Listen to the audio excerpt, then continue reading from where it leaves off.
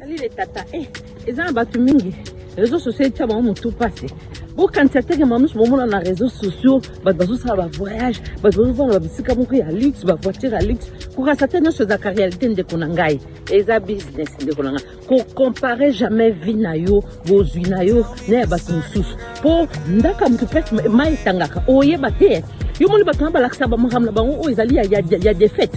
So mona bango bazo la sonu ba dispute na bango, kozanga na bango, ba vie na bango pena réel boy. O balaksa rezaka pona ko impressionner dans le cadre business ndeko. Kolinga jamais ko comparer vie na ba réseaux sociaux. Réseaux sociaux ko sa otendeko. Zala yonde na lobana bino toujours. Mukio yozo sala, zala fier nango. Malembe ya mukio wana e comme ma famille nene. Ko comparer vie na mutu te ko yo oza unique na genre. Les conseils de Konanga. Ça va pas